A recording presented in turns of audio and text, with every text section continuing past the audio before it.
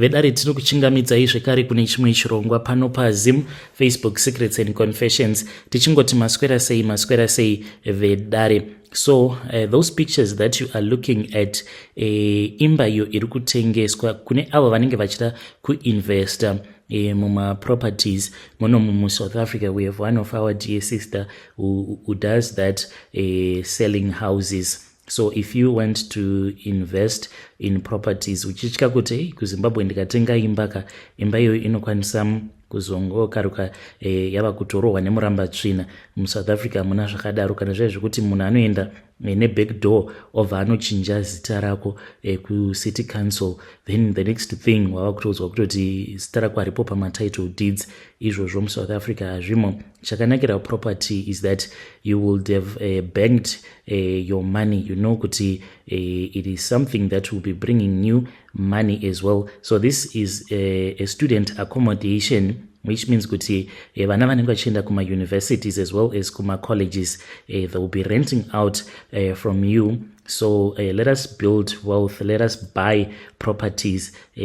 South Africa yakanaka chaizvo when it comes to buying properties. You know kuti your money is secure. So that house that you are looking at, it is worth 4.5 million. So kana kuri kunzi you are looking to invest, you can come to my inbox and then I can give you my phone numbers. It is a 17-roomed house, 27 beds. There is security. It is situated in Newlands and it is NSFAS accredited, which means kuti vana ava vanenge vachiuya kuzogara pama facilities awa vanenge vachibhadharirwa neNSFAS. So come, let us invest in properties.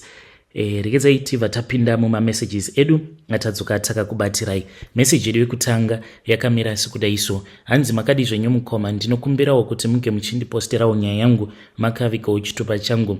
Ininiwo ndiri mudzimai uye zvekare ndiri kuraramawo ndiri munomu munyika yevatorwa. Ndinewo confession yangu iyo yandiunza pano. Ndoda kukuudzaiwo izvo zvatakaita semhuri mushure mekunge one of my brother iye azosarudza kuti ainge achida kuroora umwe mukadzi wekuLesotho. Zvinova zviri zvinhu zvokuti zvakabva zvazotitsamwisa as a family, because tainge takaunganidza takabatsirana kuti ange achizokwanisa kuzovawo a doctor. After that was when paakazouya nemunhu wake iyeye achiti this is the one that I want to marry.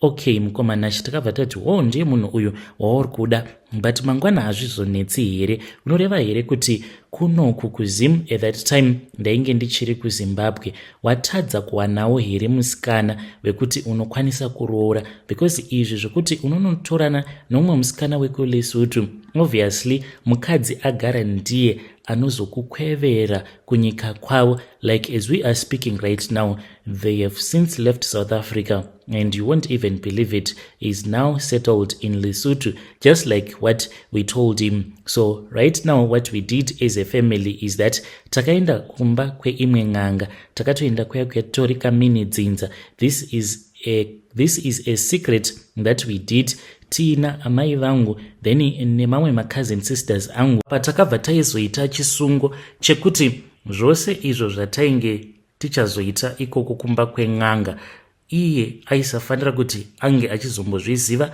uye zvekare nevamwe veukama vaisafanira kuti vange vachizozviziva. But mukomanashi, ndine dzimwe hope idzo dzandiri kungogara ndichirota, hope dzekuti dzava kutondivhiringidza kana mupfungwa. Ndava kutya kuti zvimwe kuda these dreams they will come true, because ipapa patakabva mukutaura naye achiti ari kufanira kuti anga achienda kumba for my holidays. Saka vakambotanga vati vanozoenda kumba neflight, but all of a sudden the man has changed. Iye ava kuti they want to take a road trip from Lesotho all the way to Harare. Mukomana hope dzandiri kumurotera ndedzekuti he is going to die in an accident, in which I am like really scared. I do not want to lose my brother. Yes, I do hate the wife, but as for my brother, I do not want to lose him. Kutaura kudai so mukomanashi, chibereko chemukadzi wake takachisunga kuti shwi, takanzi tinge tichitenga chimwe chibhabhi doll.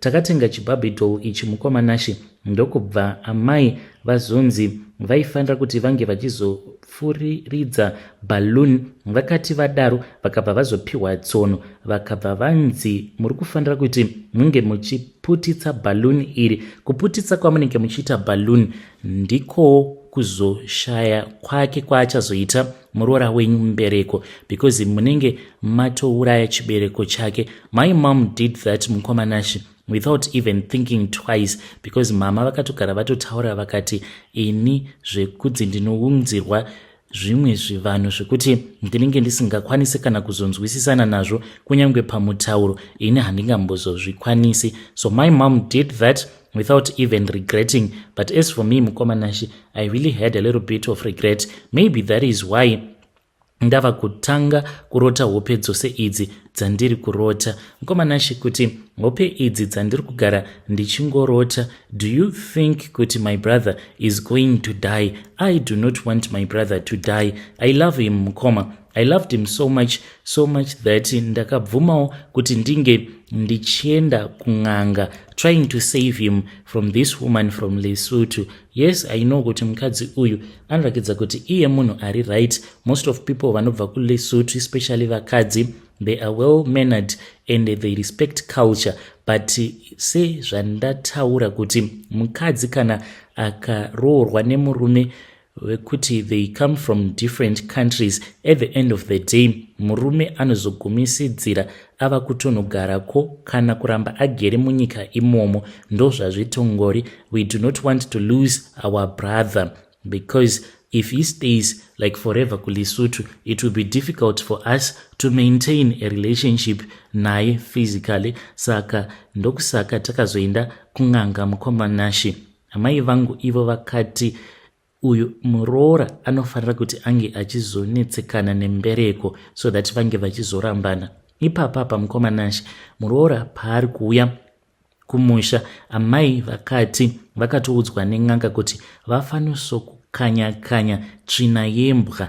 Havasati vaudzwa kuti mushure mekunge vakanyanisa tsvina yembwa nehupfu vobva vazoita sei nazvo zvinhu izvozvo zvavanenge vakanyanisa. But vakangoudzwa kuti hanzi zvichazobatsira kuti muroora ange achizorambwa nabhudhi. Mukomanashi, when you post my story, please tell me. I'll be following through. Ndiri muhangu mucomment section.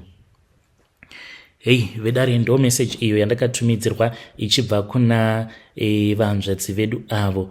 Yo, zvakangoma hazvo vedu we. Kunyange henyu mukati muri muKristu but makatoenda maitovapo ipapo pakaroroyewa muroora muchiputitsa chibereko chake. Akomanaka, zvakangoma hazvo vedu we.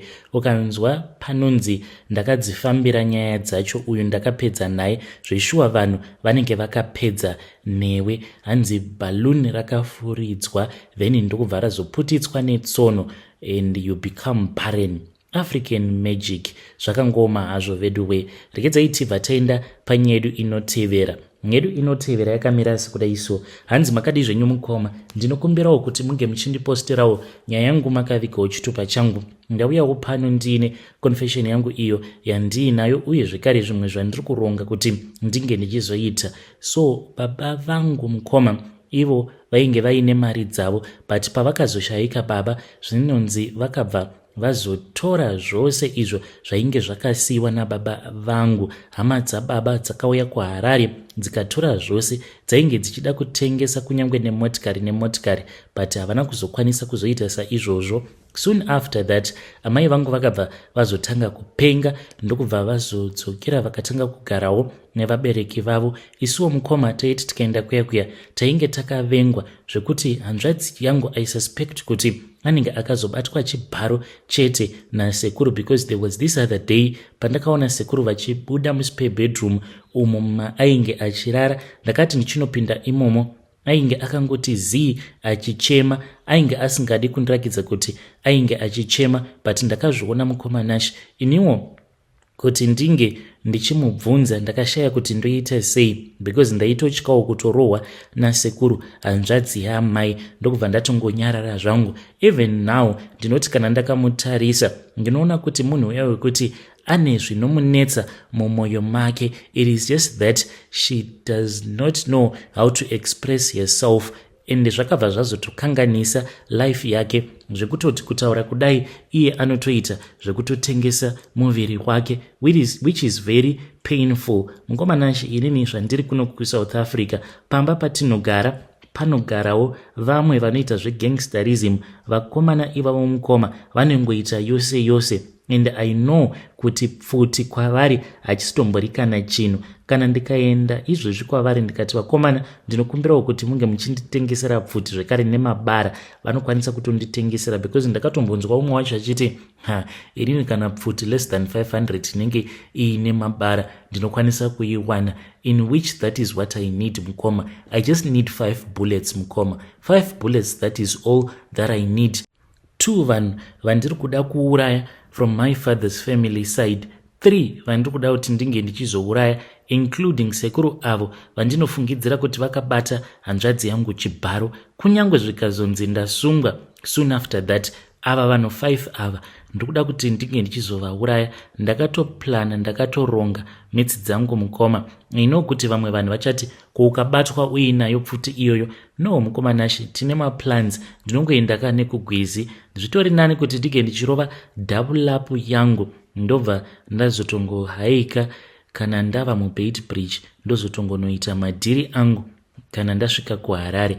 I mean it mukoma, I mean it. Takashungurudziwa mukukura kwedu isu mukoma, zvekuti dai hama dzababa dzisina kuti kawada kutitorera zvose pfuma yatainge tasirwa nababa vedu, zvimwe kuda tingadai tiriwo vanhu vanotoonekera kutaura kudai, but ivo vakabva vazoita hundyire ukuone kusaiti hama dzaamai mukoma dzainge dzichitibata dzichiita sekunge tainge tiri nhapwa. I am going to pay them a visit mukoma, yekwaJohn Wick chaiyo. Handina wandinosiya ari mupenyu, 1 bullet per person. Vedare ndo message iyo yandakatumidzirwa ichibva kuna mukoma vedu. Ngatizamei kuti tinge tichitaura navo mukoma vedu ava mucomment section. Please do not do it, because the moment yamuchatenga pfuti iyoyo, zvazvinoita munokwanisa kungoti nhasi matenga pfuti, maybe mangwana mulocation motoitwa raid, then motoonekwa kuti mune pfuti apa musati matomboronga zvekuenda kumusha. Pfuti iyoyo handiti munozviziva kuti kana iine mamurder nema-armed robberies ainenge iinayo, imimi ndimi munozodzipikira mhosva dzacho idzodzo. So kana yakauraya kana vanhu 30 or whatever, you know kuti you are the one who is going to jail. Worst of all, muzimu musambotamba zvenyu muchitamba nepfuti. Munobatwa, munobatwa from Beitbridge kuzona masvika kuHarare, maroadblock mangani. Dai masiyana nazvo.